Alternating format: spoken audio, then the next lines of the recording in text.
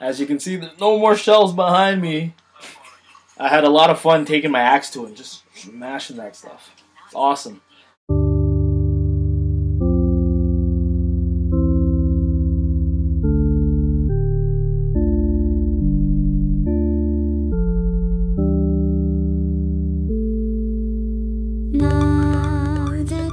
Yeah, so this is the video game room. Looks familiar except for the big mess now. I recently said I was moving out, and yeah, this is what I'm doing. So I thought it'd be cool to shoot a quick video showing some of the stuff in the room here. One of the first videos we made for our channel was for the shelf, where I actually kind of built it and painted it. And oh, those are good memories. Lester helped me out too. So next step is to box all my Nintendo, Super Nintendo games. Majority of those box games are out here. I have like one or two hidden in a safe, and I consider those ones my most rare. So let's check out this set.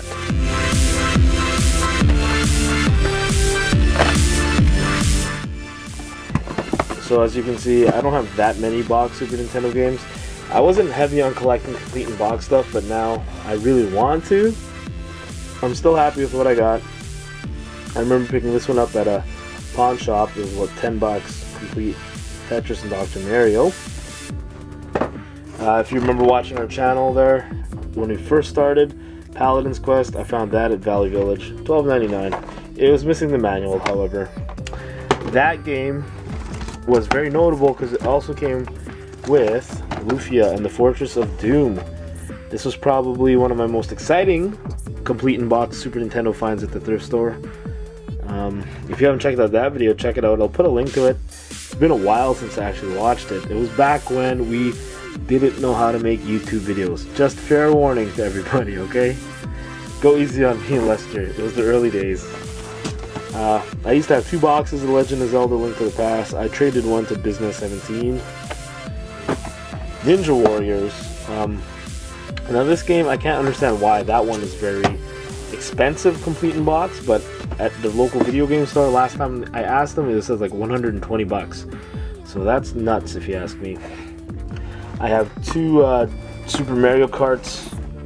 One of them I picked up from my $98 set Super Nintendo, and this one I actually picked up at the flea market. So I have 2 complete in box Super Mario Karts. One of my favorite games on the Super Nintendo growing up was Brawl Brothers. I love that game. As you can see, some of these are wrapped in comic book bags. Ghetto style, I know. This one, I don't know if I showed this one before, Super Double Dragon for the Super Nintendo. I got that at a pawn shop for 5 bucks, and that one was complete, actually. This one was interesting. I found at Valley Village, Uncharted Waters, it was $5.99, but this tag, I recognize it because one of the vendors at the flea market uses these tags, and he charges $55 cash. This had no manuals, and this one was asking for 6 bucks, so that was a good find for me, actually. Next up, my box Nintendo stuff. Zelda 2, Adventures of Link. My only copy of the gold complete in box Legend of Zelda. First one I sold to Ramstein fan 234. One of my favorite RPGs on the Nintendo, Crystalis.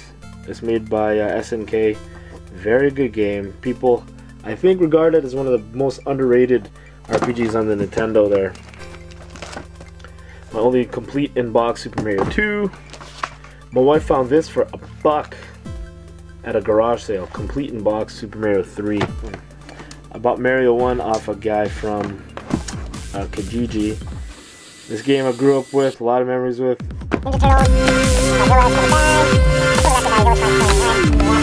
One summer I went nuts trying to find these complete in box Double Dragon 1, 2, and 3.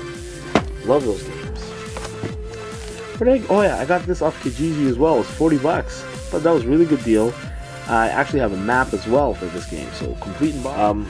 I don't know if I've ever mentioned before too, one of the pawn shops is going out of business, and they sold all their games for $2.50 a piece, and that's where I got majority of my boxed Nintendo games, actually.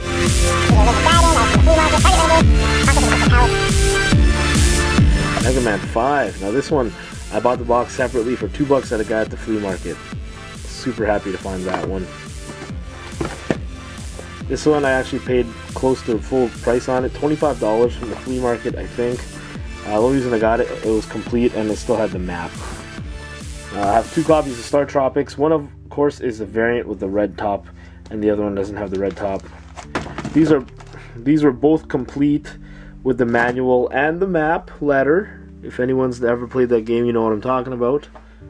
Actually, I bought this game when Walmart first opened in Winnipeg for $5. They had a bunch of these brand new.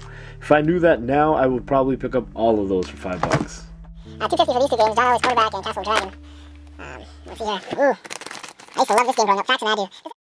Let's see here. Ooh, this one was off Kijiji. It was $10. Chippendale Rescue Rangers complete in box.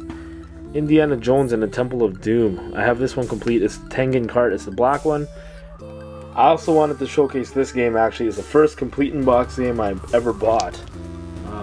It's not that fun, but I just like the cover art. It's awesome.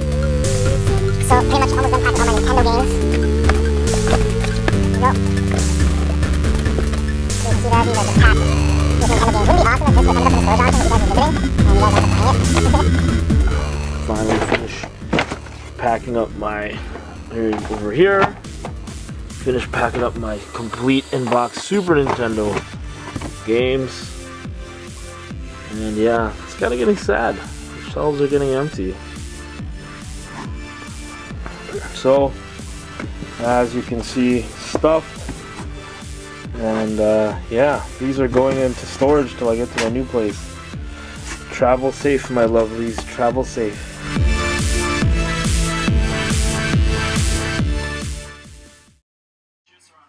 As you can see, there's no more shelves behind me. I had a lot of fun taking my axe to it, just smashing that stuff. It's awesome. He sold them all. Yeah. They're in boxes in a storage bin. It was really a blue screen the whole time for 8 months. Yeah. It's in a storage bin, so if you see a bunch of boxes labeled Nate's Video Games, you better bid on them. Yeah. Then this means I died and somebody's bidding on my stuff.